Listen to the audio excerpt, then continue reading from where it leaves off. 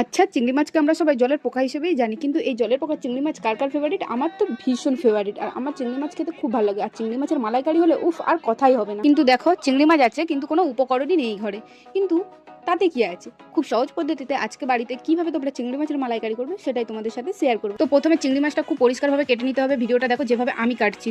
চিংড়ি মাছের এই পেছনের দিকে একটুখানি কেটে, একটুখানি চিড়ে, ওর মধ্যে দেখবে একটা কালো মতো সুতোর মতো অংশ আছে, ওটাকে কিন্তু বাদ দিয়ে দিতে হবে। তারপর চিংড়ি মাছের মাথার দিকে দেখবে কালো মতো থাকে, সেই মাথার দিক থেকে কালোটাও বাদ দিতে হবে।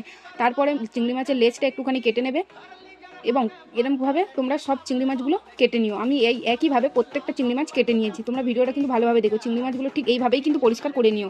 তো তোমরা চিংড়ি মাছের মালাইকারি করবে, আর এগুলো বড় চিংড়ি, এর গোটা খোলা ছাড়ানোর কোনো দরকার নেই। আর এই চিংড়ি মাছের মাথার দিকেই ঘিটা থাকে, মাথার খোলাটা রেখে দিও তোমরা, আর একটু একটু কেটে নিও। কড়াইয়ে তেল দিয়ে চিংড়ি মাছগুলো হালকা করে ভেজে নেবে, কড়া করে কিন্তু চিংড়ি মাছগুলো ভাজবে না। চিংড়ি মাছ ভাজা হয়ে গেলে সেই ভাজা তেলে কয়েকটা গোটা গরম মশলা, তেজপাতা, পেঁয়াজ বাটা এবং তার মধ্যে আদা রসুন বাটা, টমেটো বাটা দিয়ে খুব ভালো করে কষিয়ে নেবো। এখানে আমি জল ব্যবহার করছি, তোমরা জল চাইলে নাও ব্যবহার করতে পারো। আর এখানে কিন্তু আমি নারকেলের দুধও ব্যবহার করছি না, আমি নর্মাল দুধ ব্যবহার করছি। তো এটা ভালো করে কষিয়ে নিয়ে আর মশলা গুলে রেখেছিলাম, যার মধ্যে আছে জিরে গুঁড়ো, হলুদ গুঁড়ো, লঙ্কা গুঁড়ো, নুন, সবকিছু অল্প জল দিয়ে গুলে রেখেছিলাম।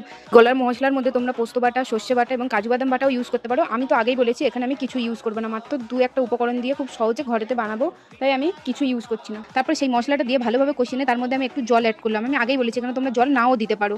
এরপর চিংড়ি মাছটা খুব ভালোভাবে ফুটে গেলে তার মধ্যে সেই গরম দুধ দিয়ে 2 থেকে 3 মিনিট ভালোভাবে ফুটিয়ে নিতে হবে। তো স্বাদের ব্যালেন্সের জন্য উপর থেকে কয়েকটা চিনির দানা ছড়িয়ে দিলাম। আর দেখো এটা কত কম সময়ের মধ্যেই তৈরি হয়ে গেছে। কম সময়ের মধ্যে চিংড়ি মাছের মালাইকারি তোমরাও বাড়িতে বানিয়ে খেয়ে দেখতে পারো। আর এরকম ভিডিও দেখার জন্য অবশ্যই চ্যানেলটিকে লাইক, কমেন্ট এন্ড সাবস্ক্রাইব করে দিও। আজকের মতো টাটা।